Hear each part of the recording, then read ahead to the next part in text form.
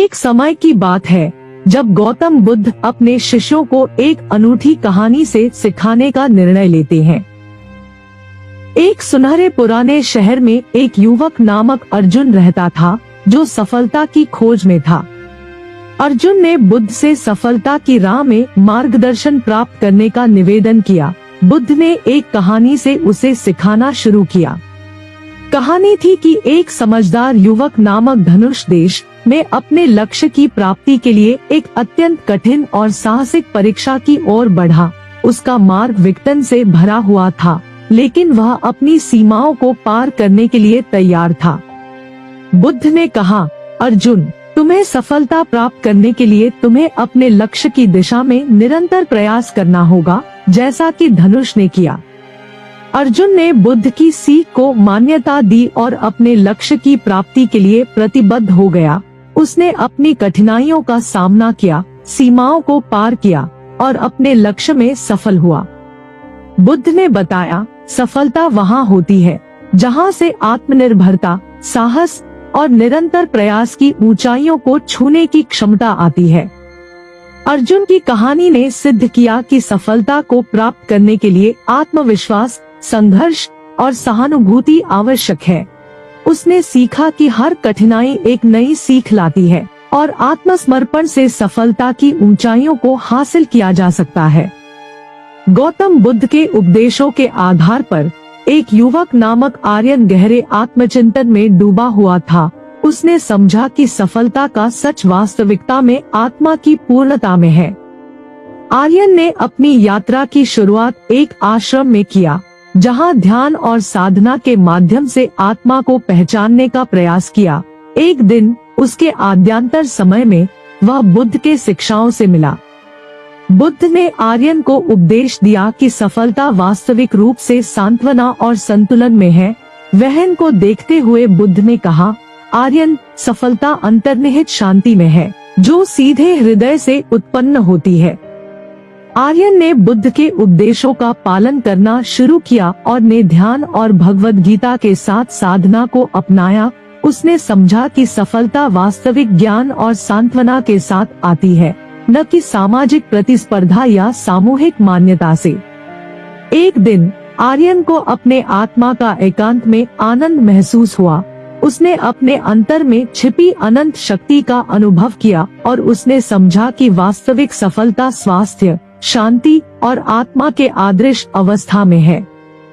जीवन के इस सफलता के सफर में आर्यन ने सामाजिक प्रतिस्पर्धा या धन की मान्यता की परवाह नहीं की, बल्कि उसने आत्मा की शुद्धि और सांत्वना का मूल्य माना। उसकी सफलता का सार है उसकी आत्मा की ऊंचाई में।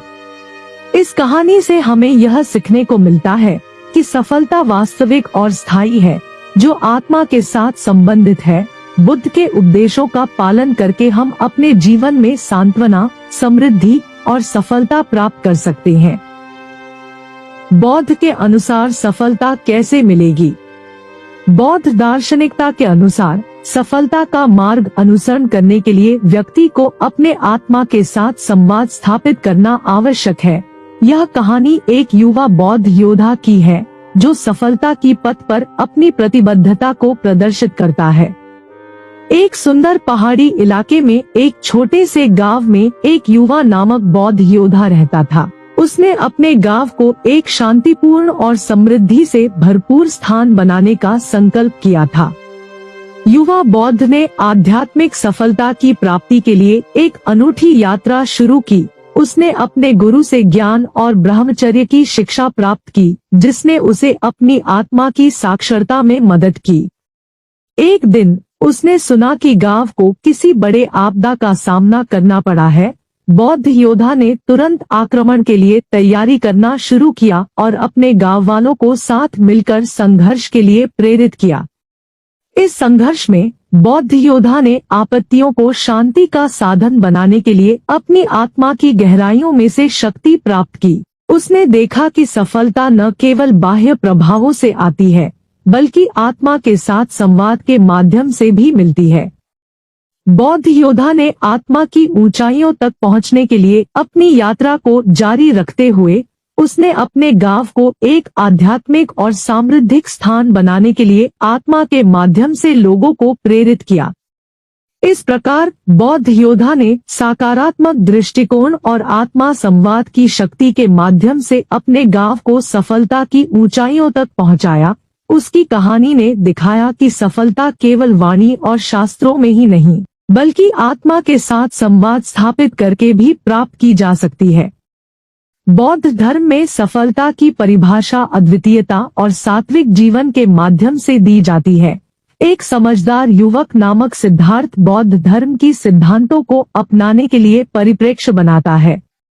सिद्धार्थ एक शहर के राजकुमार थे जिन्हें शोभा और धन की परिस्थितियों का अनुभव हुआ, लेकिन उनका चिन्ह था कि उनकी आत्मा अभी भी असंतुष्ट थी। एक रात उन्होंने अपने दरबारी से बाहर निकलकर जीवन के विचार करने का निर्णय लिया। सिद्धार्थ ने भिक्षु की रूप में यात्रा की शुरुआत की और विभिन्न गुरुओं से शिक्षा प्राप्त की। उन्होंने जीवन के असली अर्थ को समझा और अपनी आत्मा की खोज में व्यापक ध्यान देने का निर्णय किया। वह एक दिन एक वृक्ष के नीचे ध्यान करते हुए अनुपम ज्ञान प्राप्त करते हैं। सिद्धार्थ का चिन्ह बनता है कि सफलता अंतर्निहित शांति और आत्मा के साथ है, न कि बाह्य भौतिक वस्त्रों में। उन्होंने अपनी सफलता का माप अनंत शांति, संतुलन और परम श्रेष्ठता में रखा और अपने शिष्यों को भी इस मार्ग पर चलने के लिए प्रेरित किया। उनका संदेश था कि सफलता व्यक्तिगत और सामाजिक समृद्धि में नहीं, बल्कि आत्मा के आत्मबोध में है। सिद्धार्थ ने अपनी जीवन यात्रा में अनेक चुनौतियों का सामना किया, परंतु उन्होंने संघर्ष का सामना करते हुए भी सबको प्रेम और समर्पण से नवाजा।